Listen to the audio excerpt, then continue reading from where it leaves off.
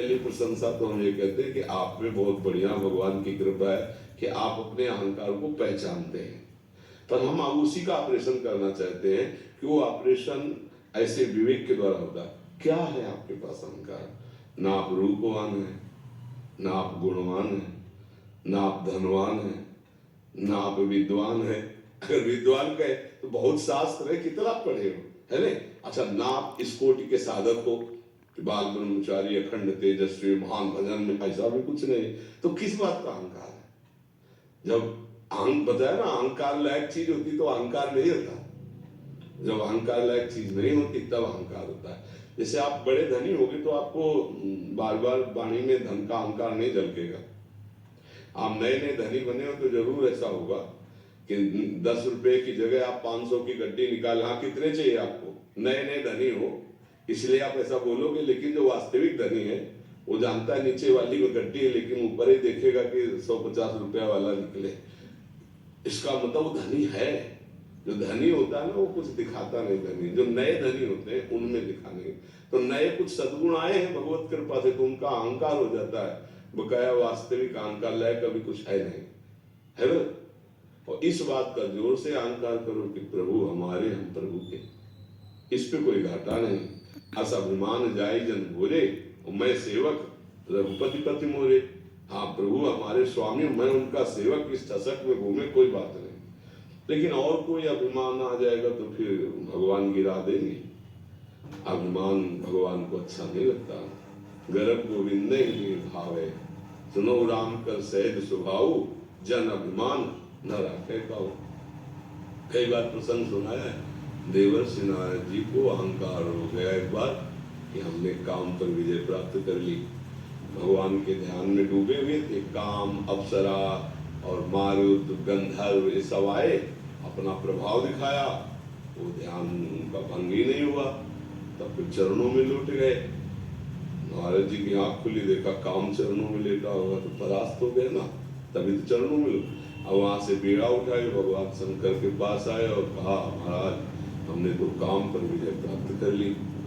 क्योंकि विश्व में देवाधिदेव महादेव जी है ना, तो भाई अपनी बात उनसे इसलिए रखी कि आप तो विजय प्राप्त नहीं किए, आपको गुस्सा आ गया और आपने भस्म कर दिया, और मुझे गुस्सा भी नहीं आया और मैंने काम पर विजय प्राप्त। भगवान शंकर जी परम वैष्णव है, भगवान है, उन्होंने कहा देखो ये बात मन में सोचो मत, हरि की कृपा से कुछ दुर्लभ नहीं है, भगवान की कृपा से। पर अब कहना नहीं कभी, अच्छा हमसे कह दिया तो कह दिया, भगवान श्री हरि से तो भूल कर भी नहीं, अगर वो चर्चा चलावे भी तो तुम टाल जाना, घुमा देना, दिए मत। नारद जी को लगा कि ये जीते नहीं ना, क्रोध से भस्म कर दिए, तो इसीलिए इनको हमारी बड़ाई अच्छी नहीं लग रही। अहम देखो आ गया, वहां भी दोष दर्शन हो गया। अगर सीधे हरि के पास गए, अंतर्यामी भगवान, आओ नारद जी। बोले प्रभु आपकी कृपा से काम पर विजय प्राप्त कर ली। बोले महाराज आपकी क्या बात, आपकी कोई याद कर ले तो काम विजयी हो जाए। जैसे आग में पेट्रोल डाल देना तो बम से जल उठती। नारद जी को अब अच्छा लगा कि भगवान ने कहा आपकी क्या बात, आपकी कोई याद कर ले तो काम विजयी हो जाए। तो बात भगवान सत्य ही बोल रहे हैं, ऐसे महापुरुष नारद जी है, आचार्य है भक्तों की।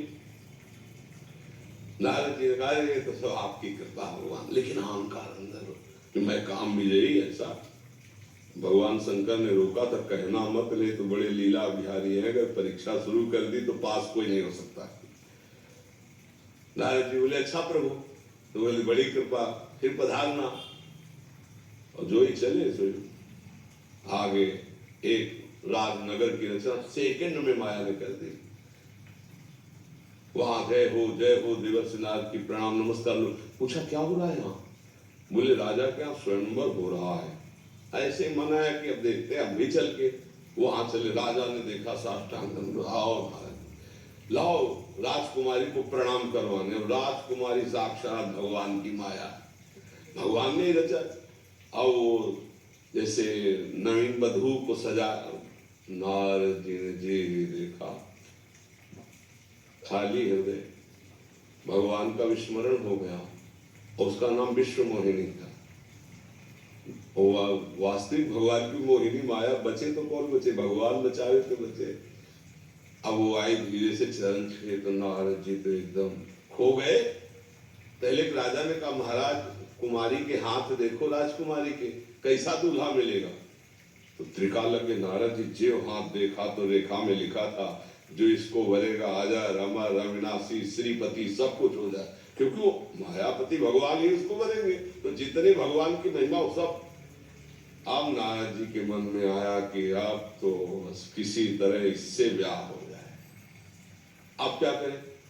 तो देखो भक्त इतनी प्रचंड माया में भी भगवान की याद आ गई कि यार भगवान के समान तो मेरा कोई हित करने वाला है नहीं। तो एकांत में गए, भगवान का ध्यान किया, सोई भगवान प्रभु नारद जी कैसे याद किया, बोले प्रभु ब्याह करवा दीजिए, अभी कह के आ रहे थे थोड़ी देर पहले के काम भी नहीं। अच्छा बोले नाथ अब साधन भजन तो कुछ होगा नहीं, जिंदगी में कुछ चाह नहीं, एक बार हमको इस राजकुमारी से ब्याह हो जाए। नहीं तो आप चाहते क्या है, बोले हरि रूप दे दो, कि अगर आपका रूप मिल जाएगा तो तुरंत राजकुमारी जयमाला डाल देगी।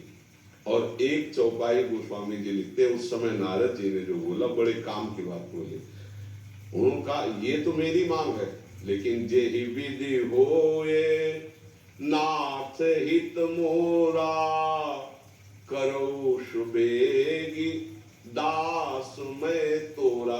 जे विधि मतलब उनके अंदर है कि जिस विधान से मेरा ब्याह हो जाए, पर ब्याह शब्द नहीं कहा, जे ही विधि। तो भगवान ने भी उत्तर दिया जे ही विधि हुई है परम हित नारद सुनो तुम्हार हित ही नहीं, जिससे परम हित होगा मैं वही करूंगा। जाओ तुम्हें हरि रूप प्रदान किया। हरि कहते बंदर को भी, भयंकर बंदर की देश